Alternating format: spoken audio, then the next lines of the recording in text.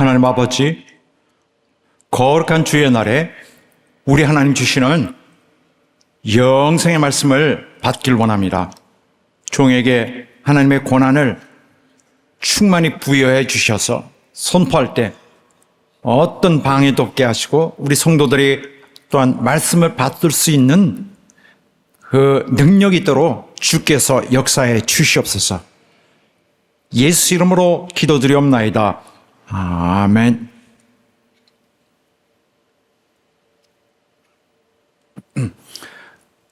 구원받은 우리의 새 삶은 아주 신중하게 걸어야 할 것입니다. 그러므로 구원받은 우리의 새 삶은 이전에 갖고 있던 방식으로 살 수는 없습니다.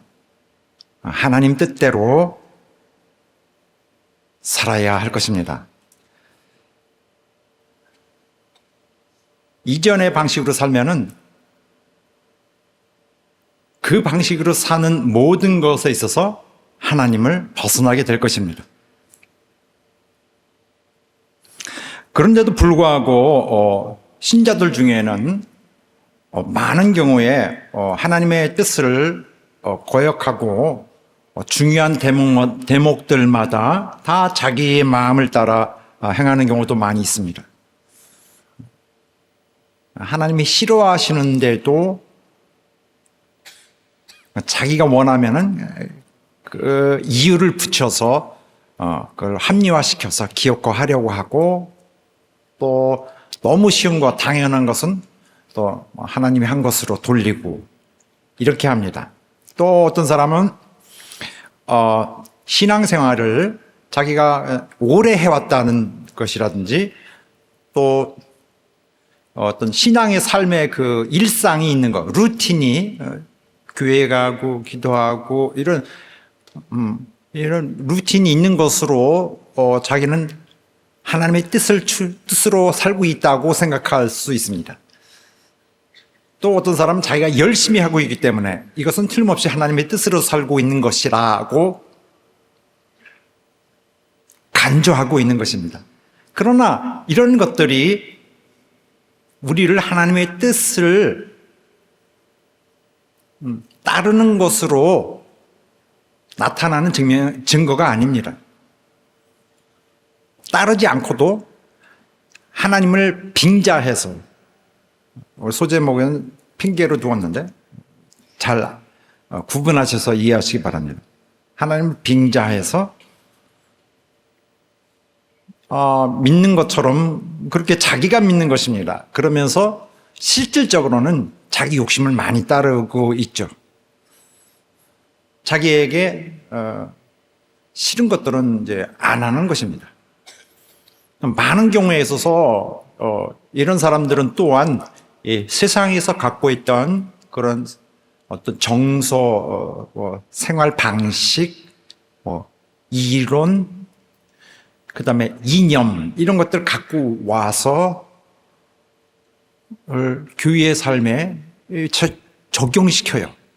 그래서 순수한 그 교회의 영적인 환경을 좀 오염시킵니다. 그런 것들이 빈번하게 일어나면 교회가 자부심 갖고 오랫동안 교회가 발전해 왔어도 거기는 하나님의 정신이 다 밀려나 있는 경우도 있어요. 기독교적인 언어나 또 이렇게 구상 같은 것은 거기 있는데 진짜 하나님은 밀려나 계신 경우가 많이 있습니다. 그래서 사람들은 옛 삶을 이어가면서 기독교적인 모습을 갖고 끊임없이 그런 자기 생각을 정당화하다 보면은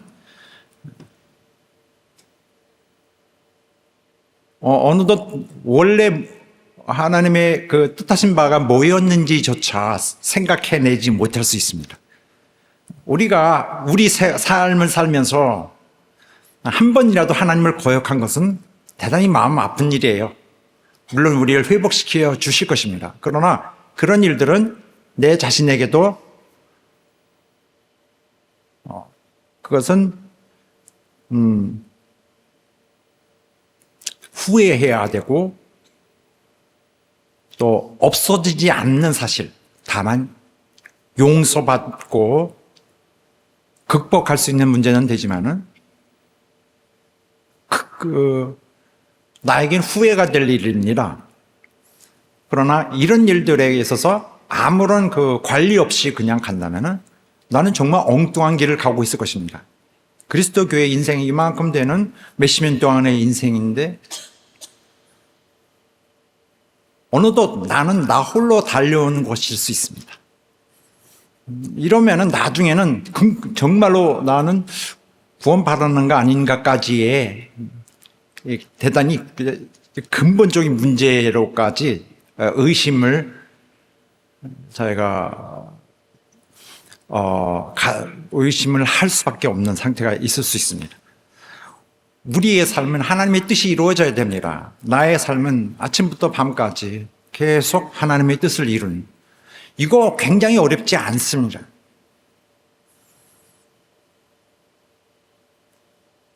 이것은 우리가 하나님을 잘 알고 있다면, 하나님 뜻을 알고 있다면 얼마든지 하고 있을 수 있어요.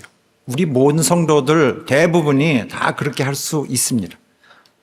다만 그렇게 하나님의 뜻을 함께 또 훈련하며 순종해 가는 이런 우리의 거룩한 우리의 환경 속에서 습관을 길러야죠. 하나님의 뜻이 내게 올 때 내가 맞부딪혀서 그걸 밀쳐내는 것이 있을까요? 있죠. 그런 사실들이 없어야 돼요. 하나님의 뜻이 내게 다가올 때 내가 밀어내서 튕기쳐 나가서는 안 되는 것입니다. 하나님의 모든 뜻은 나에게 환영을 받고 또 감사하게 영접받고 또 나를 통해서 이루어져 가야 됩니다. 하나의 일이라도 작은 일이라도 이루어져 가는 것은 나의 새롭게 거듭나와서 영원한 생명을 얻은 나에게는 굉장히 자랑스러운 기념품입니다. 그때마다 그런 영적인 그런 카메라로 사진 찍어두면 좋을 것 같아요.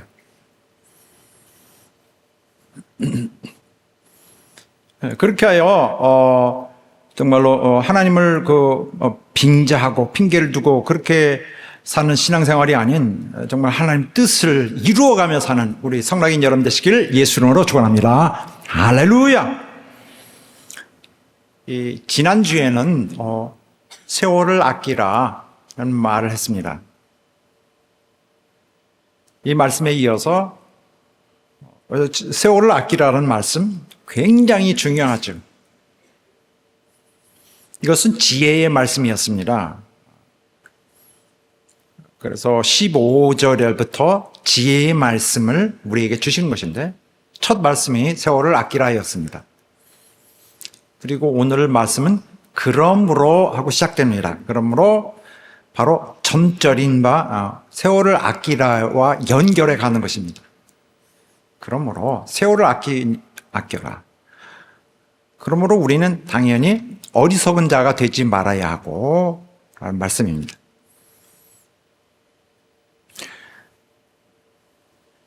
자, 2절 전에, 그러니까 지혜의 말씀을 여실 때 15절에 지혜 없는 자같이 살지 말라고 말씀을 주셨습니다. 오늘은 어리석은 자가 되지 말라는 말씀이에요. 비슷하면서도 또 상당히 다른 면이 있습니다. 다 뭐가 좀 부족한 것 같죠? 어떤 지적인, 이적 근방에 좀 부족한 것 같이 보이는 것입니다. 15절에서 지혜 없는 자보다 오늘 어리석은 자는 더 좀 강렬한 표현입니다. 약간 초점이 약간 좀 결이 좀 조금 다르죠. 지혜 없는 자는 뭘까? 지혜 없는 자는 이미 우리가 선포된 그 말씀을 알고 있습니다만은 그런 말은 보통은 지성이 부족한 자를 말하는 것입니다. 머리가 둔해서 잘 이해를 못하는 거. 근데 그거는 우리는 영적 지성에 대해서 말하고 있던 것입니다. 세상 사람들은 이런 물질 세계, 경제 활동을 위한 것에서 특화되어 있다 못해 굉장히 협소된 시각으로 살고 있었습니다. 이 세상의 모든 것이 이런 경제 그런 어떤 활동에 관한 것, 순환에 관한 것, 경제 이익, 취득과 뭐 보전 이런 것에 관한 것입니다. 우리 삶도, 우리의 삶 자체도. 여기는 영적 지성이 거의 없습니다. 쓰질 않으니까. 그래서 이 어두운 세상에 갇혀 있게 되죠. 그런 것을 일컬어 지혜 없는 자. 그런데 매여 있어서 지식이 많은 척하지만은 대단히 영적 지식은 없는 자를 일컬어 지혜 없는 자라고 말했었습니다. 그런데 오늘은 어리석은 자는 무슨 뜻일까? 이것은 단순히 그 기본적인 지혜의 부족함보다 훨씬 더 뭐랄까요? 그런 것보다는 좀 상식이 부족한 걸 말하고 있는 것입니다. 당연히 해야 될 걸 안 한다든지 뭐 이성 없는 그런 모습입니다. 행동 방식 이런 상식이 잘못된 그러한 것으로 행하는 것을 말합니다. 무분별하게 행동하는 거, 맞지 않은 것을 그대로 그냥 하고 있는 거, 그런 것들. 어리석은이라고 되어 있는 이 단어에 보면은 마가복음에서는 한 번 이렇게 쓰인 적이 있습니다. 이런 악한 행실들을 쭉 나열할 때 광패라고 있었어요. 미칠 광, 그 다음에 거스를 패. 미친 듯이 뭘 거스르는 거죠. 그래서 미친 사람처럼 굉장히 막대하게 싸납게 움직이는 것을 말하고 있습니다. 그거는 이제 그 마가복음 상황에서 그런 의미로 쓰였고요. 느낌은 비슷하게 갖고 있는 것입니다. 자, 이렇게 성경 말씀을 들어서 설명하면 더 좋을 것 같아요. 어리석다는 게 무엇일까? 여기 화면에 보면은 어리석은 자들아 밖을 만드시니가 속도 만들지 아니하셨느냐. 주님 말씀이에요. 유대인들에게 책망하시면서 그들의 그러한 어리석음을 드러내고 있습니다. 그렇죠. 어리석은 자들아 하셨으니까. 여기에 이 문맥이 어떻게 되냐면은 주께서 이제 드실 때에 손을 씻지 않으셨습니다. 그거 하나를 보고 그들이 난리칩니다. 바리새인들이. 너희 선생님은 손을 씻지도 않고 드신다. 그러니까 주께서 뭐라 그러냐면은 너희들이 지금 잔과 컵에 겉은 깨끗하나 너희 속은 온갖 탐욕, 악독이 가득하다. 하나님이 너희 지으실 때 너희 겉모양도 이쁘게 지으셨으면 너희 속도 원래는 이쁜 거 들어있어야 되지 않느냐. 그걸로 너희들은 구제를 하고 섬기고 그러게 되지 않느냐. 너희는 어리석은 자다 이렇게 하신 것입니다. 그런 의미에서 어리석은 거다. 자, 그러면 이것은 머리 좋고 나쁘고 뭘 이해하고 하는 그런 것과 관계가 조금 없죠. 자, 다음 말씀은 어떻습니까? 하나님은 이르시되 어리석은 자여 라고 하셨는데 이것은 그 부유한 농부에게 하신 말씀입니다. 내가 창고를 크게 져서 나의 그 곡식들을 정말 잘 저장해 놨다가 평생 좀 즐기고 살자 하고 계획하고 있던 사람에게 하나님께서 말씀하신 것이다 라고 주님이 이제 비유를 드셨는데 오늘 밤에 내 영혼을 취하면은 네가 지금 그동안 쌓아놓은 것은 어떻게 하려고 그러느냐 그런 말씀이에요. 그러므로 이 농부가 이런 계획을 갖고 해온 그 자체가 어리석은 거죠. 자, 이건 머리 좋고 나쁘게 하고는 관계가 조금 없어요. 하는 일이 맞지 않는 거죠, 뭔가. 또 어리석은 자여, 다음 것은 전체를 설명드리면 오히려 더 머리가 혼란을 겪을 것 같아서 이렇게만 설명하겠습니다. 어리석은 자여는 이방인을 약간 깔보면서 쓰던 말이었습니다. 그리스도인들이 어리석은 자의 혼도요. 그런데 너희는 어리석은 자들을, 이방인들을 이제 전도하고 그들을 크리스찬으로 만들고 가르치면서, 여기 어린아이는 새신자를 말합니다. 어린아이를 가르친.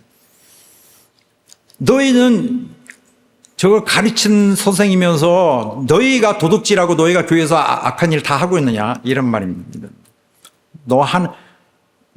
어리석다고 하지 마라. 너희가 어리석은 것 같다. 이런 말씀입니다. 또 어리석은 자여, 너희 뿌리는 씨가 죽지 않으면 살아나지 못하겠고, 이것은 어떤 그 배경이 있냐면은 고린도 교인들이 사도 바울이 부활할 것이다, 주님처럼 부활할 것이다 라고 선포하니까, 그러면은 우리가 죽으면은, 그러면 시체를 이게 어떻게 죽었다가 여기서 이렇게 뼈가 이렇게 해서 부서져 이렇게 일어날까요? 어떻게 할까요? 약간 좀 말이 안 되는데, 그렇게 되는 거냐? 죽은 자가 어떻게 일어나느냐? 죽었는데 이게 어떻게 살아나다 말이냐? 좀 이해가 안 간다. 그러니까 가슴을 치면서 어리석은 자여, 왜 그런 식으로 이해를 하느냐?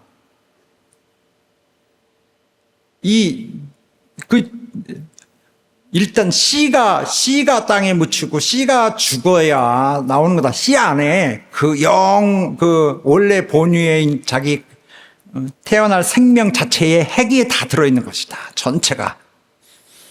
그렇게 하기 때문에 죽어야 되고, 죽은 시체의 모습과는 관계없이 생명이 살아나는 거다. 이렇게 설명을 하고 있습니다. 어리석은 자야, 꼭 그 생각하는 그러한 어떤 사고가 너무 그런 면에서 좀 어리석게 생각하는 것이다. 이렇게 얘기하고 있는 것입니다. 그래서 이제 그렇게 어리석은 자 되지 말고 하나님의 뜻을 이해하라, 이런 말씀이에요. 본문의 말씀이. 그럼 이해하라는 뭡니까? 자꾸 답답해 할까봐 미리 소제목에 답을 다 달아놨습니다. 하나님의 마음을 너의 마음과 같이 두어야 된다는 말이에요. 자, 어리석은 자의 반대말이 뭐예요? 본문의 말씀에 의하면은 그 문맥상 어리석은 자의 반대말은 주의 뜻을 이해하는 자인 거죠. 어리석지 않은 자들은 주의 뜻을 이해하는 자들이에요. 그 이해하다는 말이 뭘까요? 여기 있는 이해하다. 영어로 하면은 다 그냥 번역이 understand라고 되어 있습니다. understand. 이해하다. 그런데 이렇게 되면 우리는 생각하기에, 이해가 안 간, 이게 뭐지? 그렇구나. 이제 알겠습니다. 라든지 이렇게 comprehension. 이렇게 좀 모르고 있다가 이렇게 가르치니까, 깨달아지는 그런 걸 말하는 것이라고 생각할 수 있습니다. 이런 식으로 많이 쓰이는데, 오늘 우리의 본문에 쓰여진 그 말씀은 그렇게 쓰여지지 않고 있습니다. 이해하다는 것은 같이 놓다라는 그 단어를 이렇게 잘라보면은 함께, together, 같이 놓다, 이렇게 하는 것입니다. set together. 뭔가 같이 가는 걸 말하는 것입니다. 그러므로 이 뜻은, 이해하다는 뜻은 오늘 성경에 쓰여 있고 또 성경에 깨닫다는 말의 거의 전부가 이 뜻이에요. 똑같은 단어. 이해하다, 깨닫다. 이것은 이해가 안 가서 어려워서 수학 문제 풀듯이 어려워서 이렇게 무슨 뜻이지? 이렇게 하는 거 고민하는 문제가 아닌 거죠. 무슨 뜻인지를 모르고 있다가 끝내 뜻풀이가 돼가지고 해석이 돼서 이제 알게 됐다. 그래서 알았습니다. 빠이 이렇게 이렇게 모르는 걸 알아주는 문제가 아닙니다. 이것은 무슨 뜻이냐 하면은 받아들이기에 용납이 안 되는 것이 이제는 받아들여질 수 있고 용납되는 것을 말하는 것입니다. 이제 이해가 됨으로써 전에는 이해가 안 돼서 왜 그렇게 하지? I don't understand. 이렇게 치고 있죠. 왜 그렇게 하냐? 그랬으니까 맞아. 나도 그걸 동의해요. 그거 맞습니다. 좋아요. 나 그렇게 생각하고 있어요, 나도. 이런 걸 말하는 것입니다. 어떤 찬성, 동의, 이해는 하되 내 마음에 동의가 되는 것을 말하고 있는 것입니다. 나도 같은 생각을 갖고 있습니다. 자, 다음 말씀 한번 보면은, 여기 뭐가 있냐면은, 여기는 깨닫지, 왜 깨닫지 못하느냐 말을 깨닫지라는 말이 여러 번 반복되는데, 그것은, 머리가 나빠서 이게, 머리 좀 설명이 비유가 이렇게 가니까 좀 어렵다. 이건 뭐 가리키는 거지. 머리가 복잡한 게 아닙니다. 사실은, 알고 있죠. 그런데 참, 나 이거 용납 못 하겠는데, 도저히 내가 이거 받아들일 수 없는데, 이런 것입니다. 받아들이기 싫다. 자, 13절까지, 10절부터 13절까지 함께 읽겠습니다. 시작. 제자들이 예수께 나와 가로되 어찌하여 저에게 비유로 말씀하시나이까? 대답하여 가라사대 천국의 비밀을 아는 것이 너에게는 허락되었으나 저에게는 아니 되었나니 무릇 있는 자는 받아 넉넉하게 되되 무릇 없는 자는 그 있는 것도 빼앗기리라. 그러므로 내가 저에게 비유로 말하기는 저희가 보아도 보지 못하며 들어도 듣지 못하며 깨닫지 못함이니라. 여기까지 보면은 머리가 나빠서 못 알아듣, 머리 나쁜 건 태어나서 그렇게 태어났는데 머리가 나쁜 것에 대해서 벌을 받을 수는 없잖아요. 이건 무슨 뜻이냐면은 그들이 봐도 보지 않으려고 하는 것입니다. 들어도 듣지 않은 것처럼. 그래서 15절에 보면은 분명하게 나와 있어요. 이 백성들이 14절도 그 말씀이고 15절이 마음이 완악해져서 마음이 굳어져 가지고 안 들어. 저거 안 들어. 귀는 듣기에 둔하고 안 들린다. 듣기 싫다. 눈은 감아서 안 보인다. 안 봤다. 이래. 자기가 고의로 거절하고 있는 것입니다. 받아들이기를 거부하고 있는 것입니다.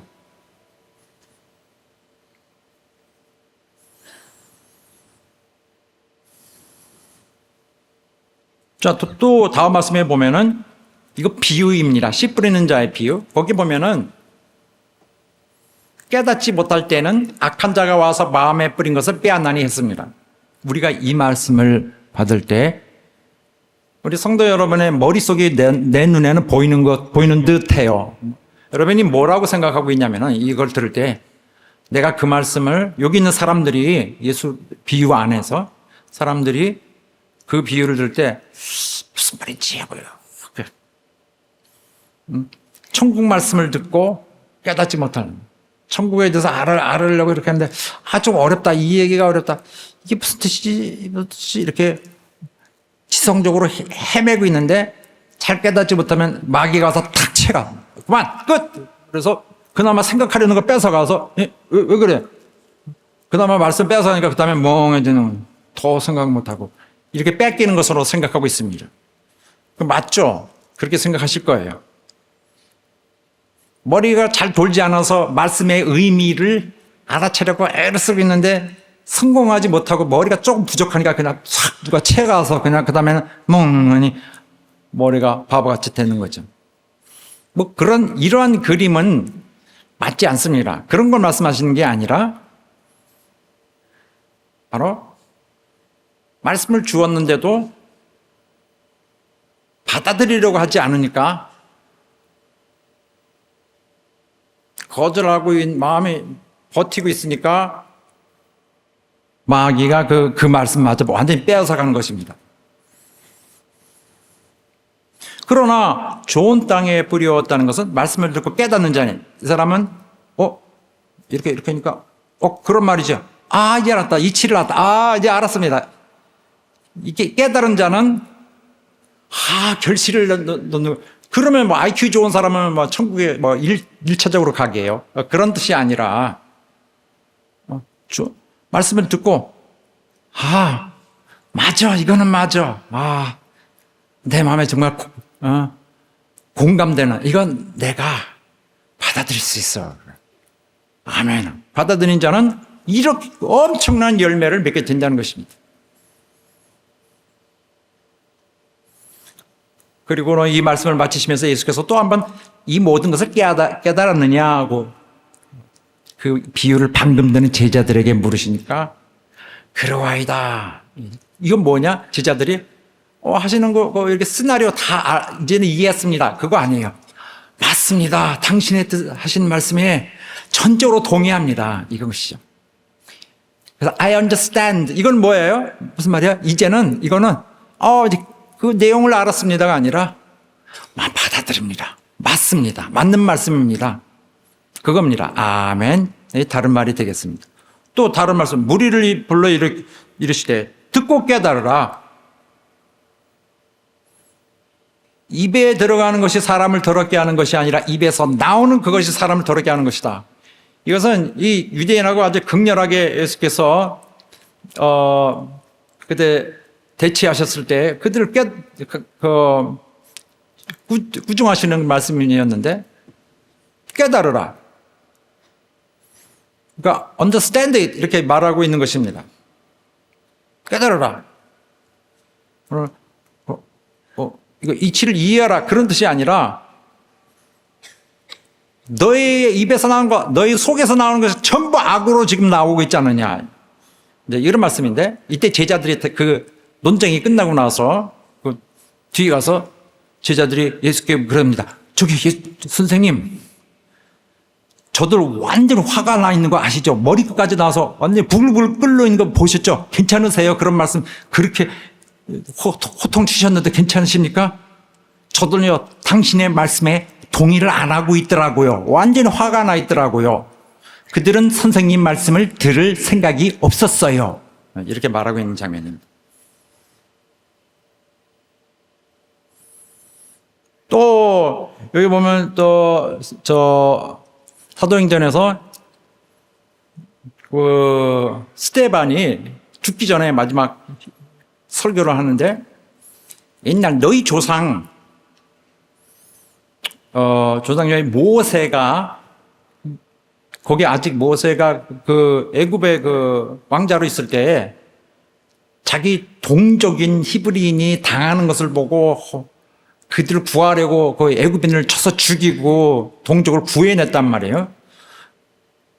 그러고 나서는 그들이 모세에게 고맙습니다. 모세 우리 동족 모세 정말 고맙습니다. 우리 민족을 구해줘서 우리에게 정말 꿈입니다. 우리에게 아주 귀한 우리의 동지입니다. 이렇게 생각할 줄 알았는데 당신이 왜 또 나타났어? 우리도 죽이려고 이렇게 했던 사건입니다.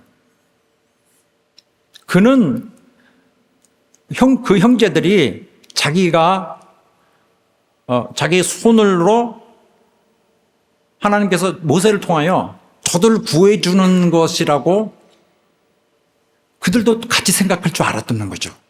모세는 나는 이건 하나님의 손이나 마찬가지다. 나는 구해줘야 되겠다. 구해준 건데 저들은 뭐야 우리까지 죽이려고 이렇게 생각이 달랐던 거예요. 이 사건에 대해서 모세가 대하는 입장과 그들이 가진 입장은 완전히 반대였어요.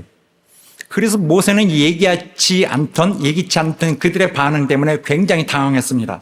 도망갔습니다. 저 미디안 땅으로 도망갔습니다. 살인자로 잡힐까봐. 그들이 우리가 공경에 다 빠질까봐. 또 다음 말씀에 보면 기록한 바 의인은 없느니 하나도 없으며 이것은 그 다음에 깨닫는 자도 없고 하나님을 찾는 자도 없고 다 치우쳐 한 가지로 무익하게 되고 선을 행하는 자는 없느니 하나도 없도다. 인간의 그걸 악한 걸 쭉 인간의 성질을 말하고 있는 거예요. 깨닫는 자도 없고 이들은 하나님의 것에 대해서 이해를 못해요. 그러니까 쉽게 말하면 이해를 안 하는 거죠. 그러니까 그들의 온갖 악이 다 있습니다. 목구멍은 열린 무덤이며 혀로는 사람을 속임을 베풀며 입술에는 독사의 독이 있고 많이 공감할 수 있는 부분이잖아요. 악한 자들 다 여기에 들어갑니다. 이 표현에. 그래서 지금까지 말씀 들어보면은 하나님을 이해하려면은 또 무엇을 이해하려면은 그 대상과 내가 생각이 같아야 돼. 그 생각을 내가 인정을 해야 돼요. 전에 15절에 말씀했던 그 지혜로운 자는 지성적인 면에서 어떤 지혜로운 자로서는 영적인 이 영감이 있어. 영적인 통찰력이 있어서 영적인 영역에 대한 지식이 있어. 그게 지혜로운 자고 또 오늘 지혜로운 자는 오늘 17절에서 지혜로운 자는 주의 뜻을 알고 공감하는 자. agree 하는 그런 거죠. agree. I agree. concede 이런 말이네요. agree. 받아들이는. 이 자가 어리석지 않은 자죠. 어리석은 자의 반대에서. 그러므로 지난주에 이어서 이런 우리의 그 어떤 말씀에 주시는 말씀의 흐름을 알 수 있습니다. 긴급성, 시간을 아끼고 세월을 사야죠. 세월을 아끼라. 삶은 마음대로 그냥 굴러가는 것이 아니구나. 나의 하루는 중요하구나. 나의 한 달이 되게 중요하구나. 나의 1년은 엄청나게 큰 덩어리구나.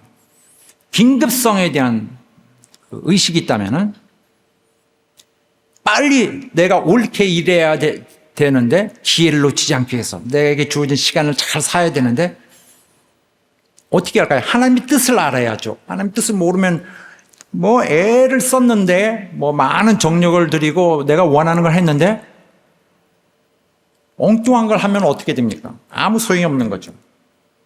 기회도 낭비되고 시간도 낭비되고. 그러므로 세월을 아끼는 자는 시간에 대한 그 긴박감이 있어서 막 박차를 가게 됩니다. 주가 주신 구원의 삶을 옳게 가르려고 하고 자발적으로 빨리 이루어 가려고 하고 있는 것입니다. 그래서 그들은 구원의 삶을 옳게 갈 수 있고 또 결과적으로 신자에게 그 사람에게 주신 구원의 삶도 그가 자기에게 주신 구원의 삶을 잘 찾아가고 잘 맞게 하고 또한 교회 안에 보편적으로 주신 모두에게 주신 공통적인 이런 성도의 본분 또 자녀로서의 정말 베푸는 그러한 것들을 온전하게 수행할 수 있게 되죠. 더불어서 삶을 자기 임의로 내 삶인데 당신이 무슨 상관이요? 이렇게 하는 것을 안 하게 되죠. 신앙의 행실도 임의로 하지 않게 됩니다. 또 유사하게 내가 하나님께 내가 공적을 많이 쌓아서 신앙의 어떤 공로를 많이 쌓아서 주의를 내가 성취하겠다. 내가 큰 일들을 하고 열심히 하고 이것은 하나님의 뜻이 무엇이든지 상관이 없다. 내가 내 좋은 대로 해서 하나님을 기쁘시게 하겠다는 거죠. 어떤 면으로는 내가 내 욕심 채우겠다고 하는 건데 하나님 뜻에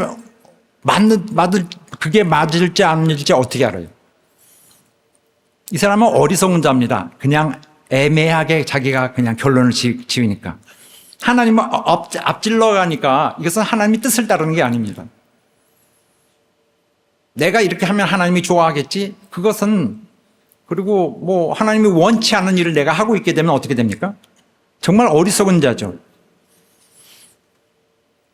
어리석은 자들이 뭘까? 어리석은 것이 뭘까?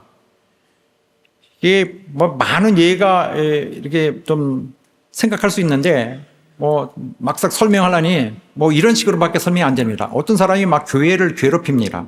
교회에게 복수하려고 해요. 왜냐하면 그 교회가 자기를 약간 기분 나쁘게 했다는 것 때문에 무슨 욕심을 부리려고 그러는데 교회가 그걸 딱 막으니까 화가 나가지고 그리고 교회를 또 파괴하고 이럽니다. 막 부시고 고소 고발하고. 그런데 거기 가서 그걸 하는 거 보고 어이구 요즘 어떻게 지내세요? 괜찮으세요? 아이고, 교회 파괴하고 교회 괴롭히시느라 얼마나 피곤하세요. 그죠? 힘드시죠? 여기서 앉아서 차나 한잔 드세요. 그래서 차를 대접하고. 이거 어떨까요? 나는. 하나님 뜻일까요? 아닐까요? 이렇게 하는 게 하나님 뜻일까? 아닐까? 당연히 하나님 뜻이 아니죠. 교회를 부시는 사람에 의해서 아이고 격려하는데 그건 하나님 뜻일까요? 아니죠.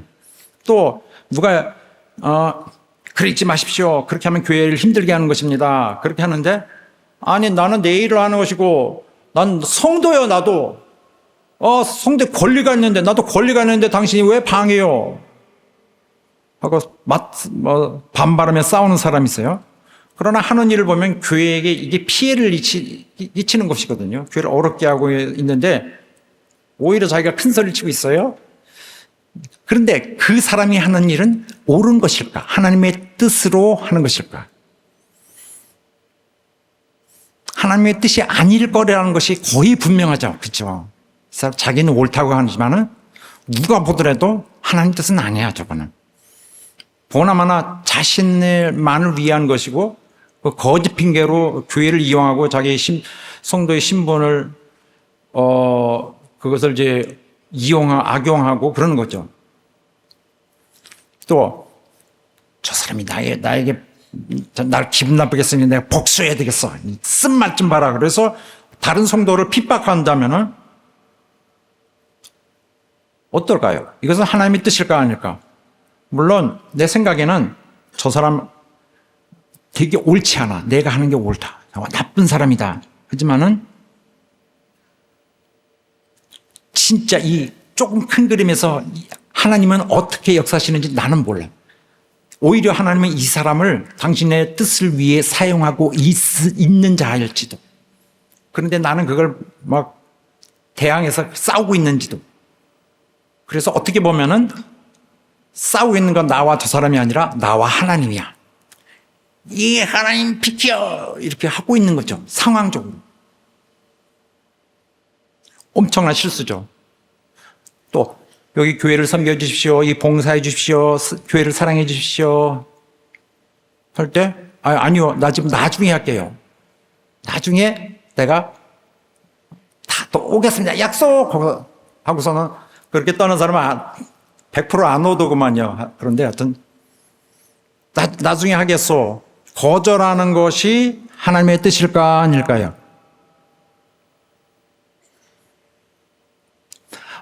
뭐 상황적으로 다 따져봐야 되지만 아마도 아닙니다. 또 이걸 하지 마십시오. 이제 직분을 그만두십시오. 그런데 무슨 소리야? 내가 이걸 지금 50년을 했는데 이렇게 하고 하지 마십시오 해도 이제 그만하십시오 해도 아니면 하지 마십시오 해도 막 반발하면서 하겠다 그러면은 이건 뭘까요? 이것도 하나님의 뜻일까 아닐까? 이 사람의 이 반응은 아마 아닐 거래요. 그렇죠? 알 수 있어요. 목사님 설교가 귀에 들어오지 않소.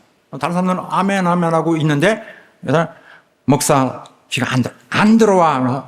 휴대폰이나 하고 뭐 손톱 손질하고 지겨워. 뭐 이렇게 시간 안 가. 뭐 이렇게 하고 있으면은 왜 말씀 안 들으세요? 말씀이 귀에 안 들어요. 목사님이 설교 말씀이 귀에 안 들어요. 이렇게 하면은 이걸 어떨까요? 하나님의 뜻을 따르는 것일까 아닐까? 다른 성도들은 말씀 받고 있거든요.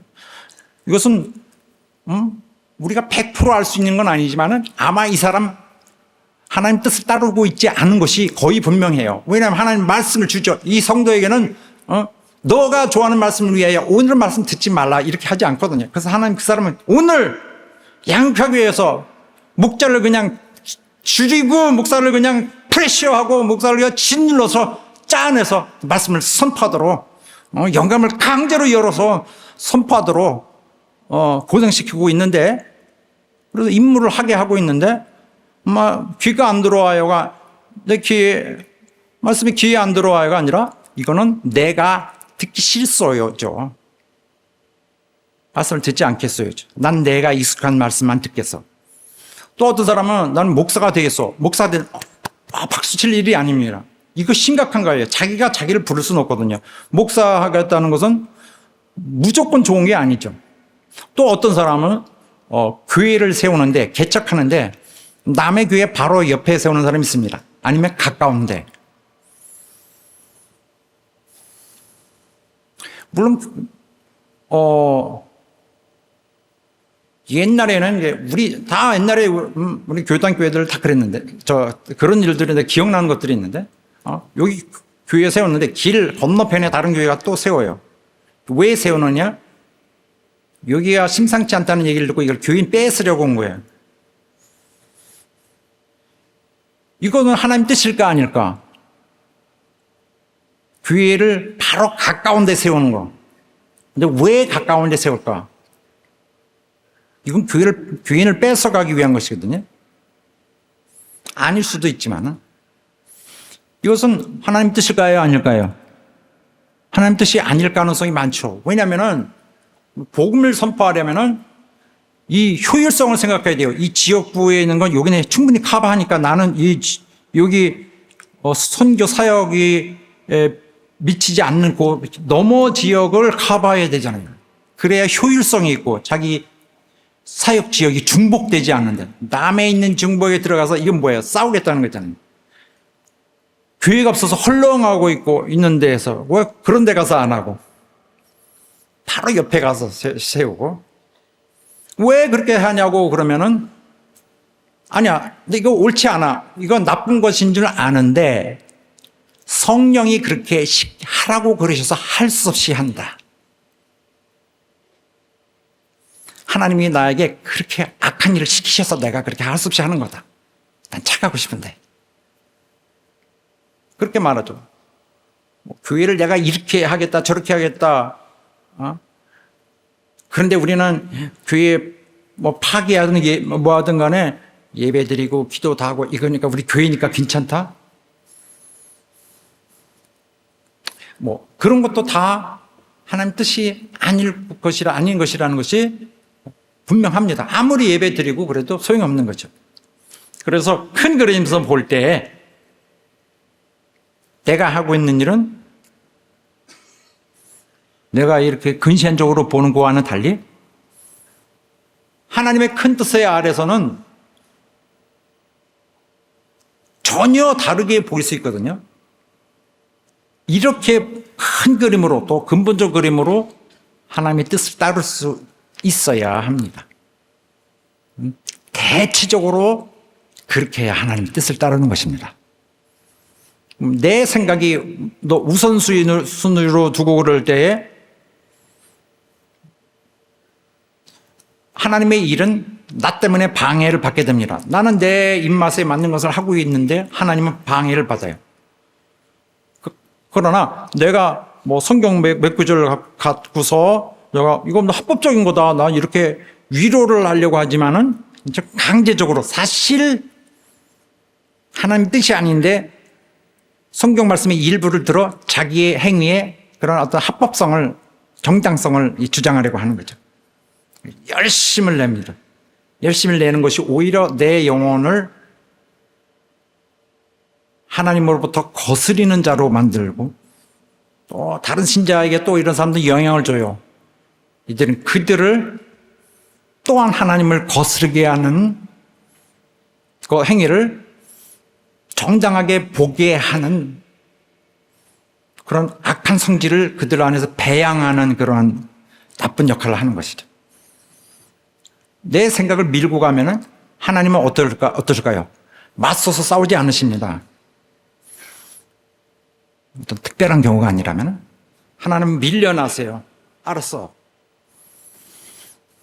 그의 일을 하지 못합니다. 내 인생에 있어서 그가 일하시지 못하면 나는 큰일 납니다. 홀로 남겨져 있다면 큰일인 거죠. 지혜롭지 않은 자는 이것이 하나님을 기쁘시게 할 일인지 아닌지를 하나님의 뜻인지 아닌지를 자기가 결정해. 교회의 말씀이 그에게는 이해가 안 돼. 자기가 결정해야 돼. 이것은 어리석은 것입니다. 우선 이 어리석은 것은 어떻게 고치느냐? 자기가 자기를 내려놓고 이제 주의 뜻을 이해하고 또 그의 양육하시고 길러주시는 하나님의 뜻을 새롭게 구축해야 돼. 하나님의 말씀은, 하나님의 뜻은 어떨까요? 하나님의 뜻은 그러면 우리가 어떻게 어떻게 획득을 하죠? 어떻게 취득하죠? 하나님의 뜻은? 어떻게 알아내죠? 성경에 나와 있습니다. 하나님의 가지신 기본적 뜻은 성경에 다 나와 있어요.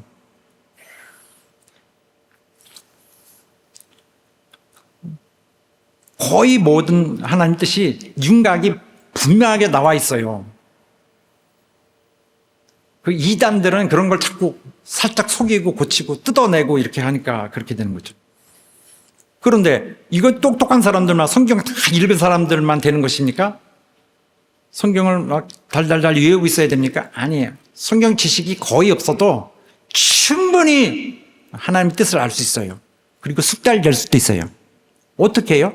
왜냐하면 그들도 하나님의 뜻을 충분히 알 수 있는 기회가 주어지기 때문에 아무런 문제가 없게 되는 것입니다. 왜냐하면 그들은 항상 말씀이 선포되고 있기 때문에 그들은 항상 듣고 있어요. 최소 1년에 쉬운 몇 번 듣고 있습니다. 뿐만 아니라 주중에도 예배 모임들이, 기도회가 있기 때문에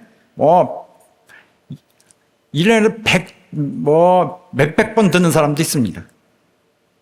수없이 하나님의 뜻을 거듭 들으면서 자기에게 이미 완숙된 그런 하나님의 뜻에 대한 어떤 그 개념이 정리가 돼 있어요.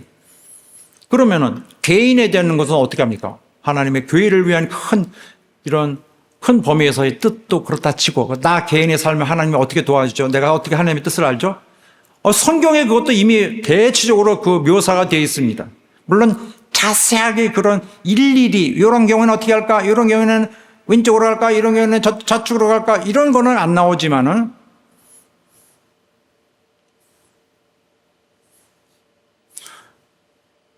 구체적으로 이런 것을 어떤 적용할 수 있는 그런 가까운 그 어떤 원칙들은 있단 말이에요.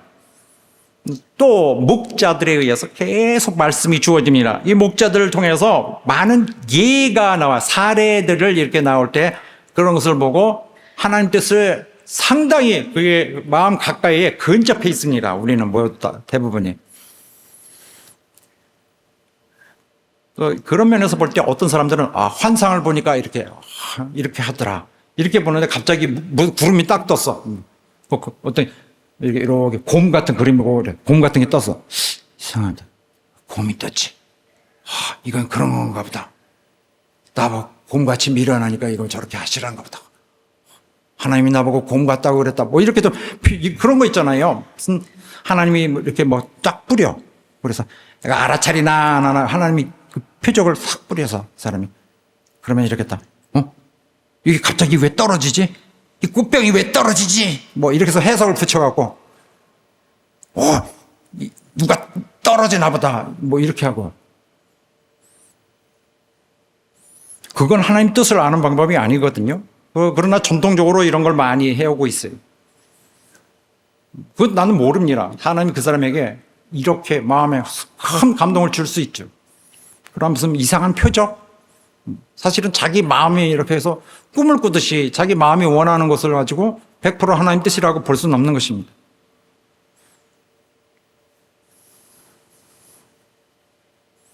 갑자기 성령이 오셔서 저기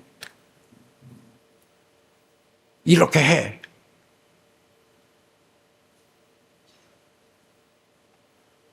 잘 봐야 돼요. 조심해야 되고, 우리는 성경을 통해서 주님을 이해하고, 또 그가 보내신 종들이 풀어서 설명하는 것을 보고 그 하나님의 진리를 재선포하고 예를 들어 선포해서 어떻게 적용될 것인가를 자꾸 듣고 있죠. 그래서 설교하게 하고, 하나님은 이때에 당신이 선포하시는 것입니다. 우리 성도들의 단 하나도 예외가 되는, 또 제외되는 자가 없이 다 그에게 말씀을 주시고 있는 거예요. 성령이 오늘 이 땅에 임하셔서 역사하고 계시는 것입니다.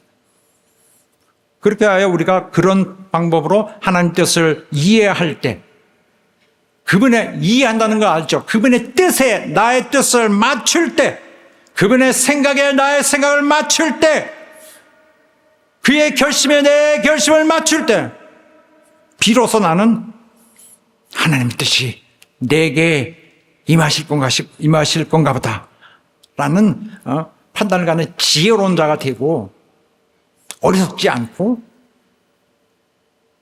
하나님의 뜻을 이제 실현할 때 수행해 갈 자가 되는 거죠. 하나님은 그런 내게 능을 주셔서 옛날에 내 자신이 할 수 없던 일을 오늘 하게 되는 것입니다. 할렐루야! 하나님의 뜻은 무엇일까? 어떤 것들일까? 다 다시 배울 필요가 없어요. 계속 우리가 배워왔잖아요. 하나님의 뜻은 우리 구원하시기라는 거예요. 구원하여 예수 그리스도를 통하여 하나님께 들어오게 하는 것입니다. 그리하여 보존하였다가 그 나라로 보존하면서 그 나라로 계속 이끌어가는 것입니다. 디모데서 이런 말씀도 나오고 이게 골자고요. 최고 골자. 그 다음에 두 번째는 은혜를 전하게 하십니다. 우리가 받은 은혜를 전하라. 너 복음 전파에 헌신해라. 이것입니다.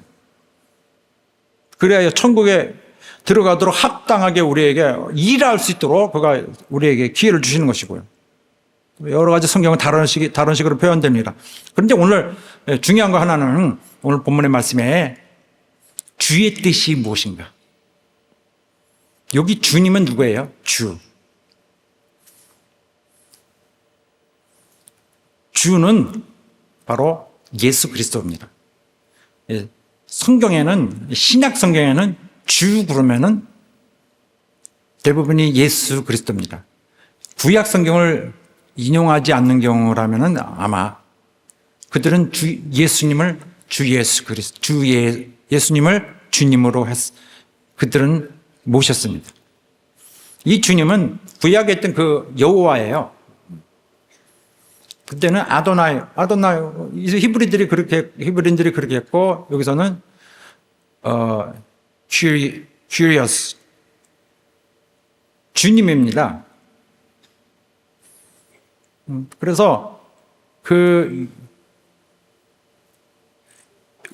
우리가 신학적으로, 특히 에베소서에서 주의 뜻을 하면은, 광범위한 그런 하나님의 뜻, 이것보다는 훨씬 좀 각도가 좀 상당히 샤프하고 방향이 주어지고 더 구체적입니다.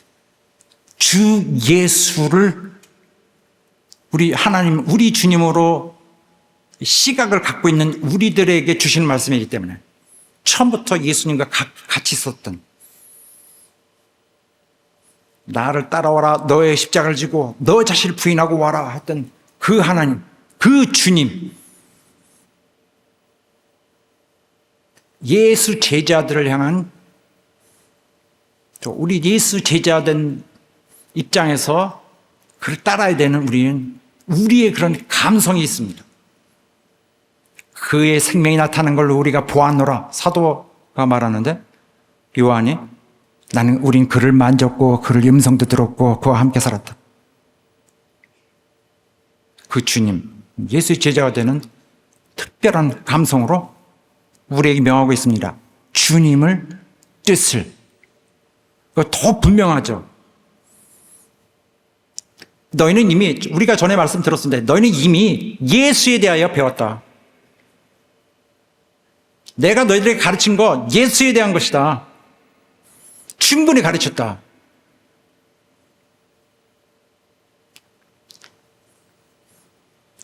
이 자는 누구예요? 주의 종입니다. 예수를 선포하는, 설명하는, 재선포하는.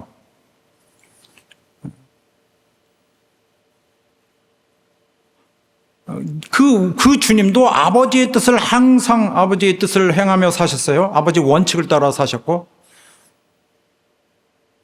또 아버지가 정하신 시간에 따라 항상 시간에 맞추셨고, 지금은 때가 아니라 때가 오지 않았네. 이제는 때라. 계속 시간을 맞추며 사셨고 아버지의 목적 따라 이루었습니다. 나는 그 일을 이루어야 되는 것이다.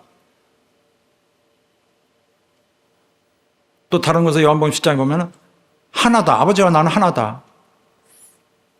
그의 뜻, 아버지 뜻과 내 뜻은 마음이 딱 맞는다. 이제 베드로 사도는 우리에게 그렇게 얘기합니다. 예수님의 수제자인데 너도 너희 인생의 남은 때를 하나님의 뜻을 쫓아 살아.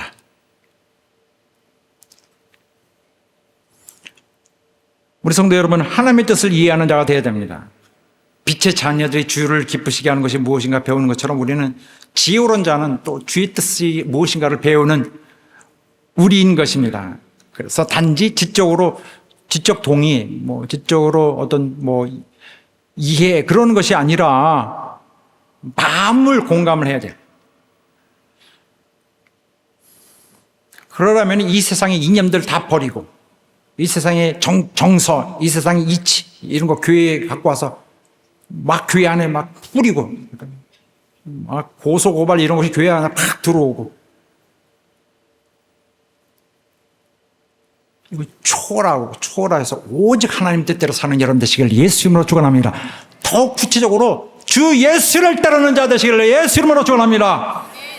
하나님 아버지와 마음을 같이 하시는 여러분 되시길 바랍니다. 주 예수 그리스도와 뜻을 같이 하는 여러분 되시길 바랍니다.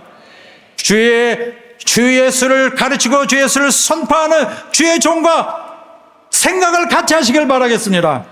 하나님 뜻이 여러분 안에서 온전히 이해되고 순종되어지길 예수님으로 축원합니다. 할렐루야! 기도하겠습니다. 하나님 우리의 마음을 받아주시고 우리의 마음이 정말 하나님 뜻을 순종하는 자, 하나님 뜻을 용납하고 하나님 뜻을 받아들이고 하나님 뜻을 환영하고 하나님 뜻대로 하려는 정말 거룩한 의지가 있도록 되길 원합니다. 내 삶을 역사하시고 내 앞에 놓인 일을 위해서 하나님 따라갈 수 있는 내가 믿음과 능력 있게 하여 주옵소서. 같이 합심하여 기도하겠습니다. 하나님 아버지 역사하시고 도와주시옵소서. 하나님 아버지 역사하시고 도와주시옵소서. 하나님 아버지 역사해 주시기 원합니다.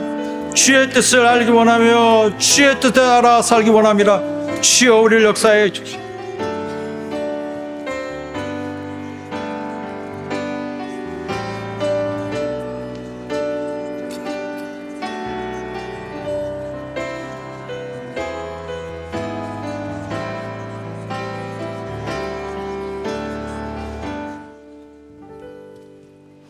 자, 우리 자리에서 일어나셔서 함께 찬양합시다. 우리의 이런 모든 문제는 믿음이라는 한 단어로 대체로 표현이 됩니다. 바로 하나님 뜻을 이루는 자는 하나님을 신뢰하고 하나님을 따라가는 자입니다. 믿음이 있어야 합니다. 함께 믿음의 노래를 부르도록 하겠습니다.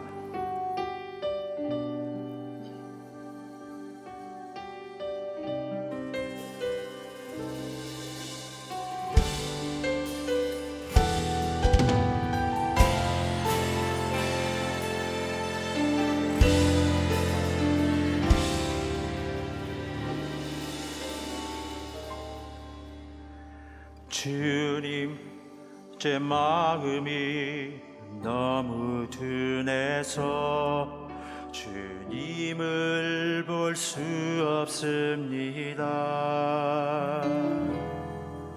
이 땅에 속하여 이 땅만 보다가 주님 손을 놓쳤습니다. 나는 나그네로 왔는데 왜 주저앉게 되었나. 나는 정직이인데 언제부터 내 삶의 주인이 되어버렸나.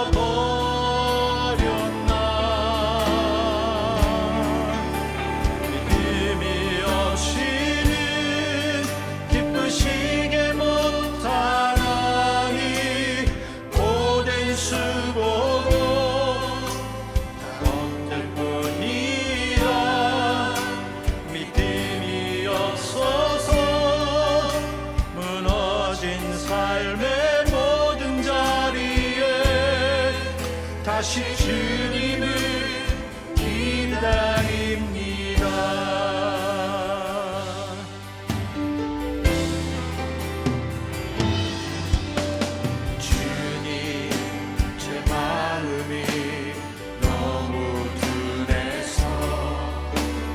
주님을 볼 수 없습니다.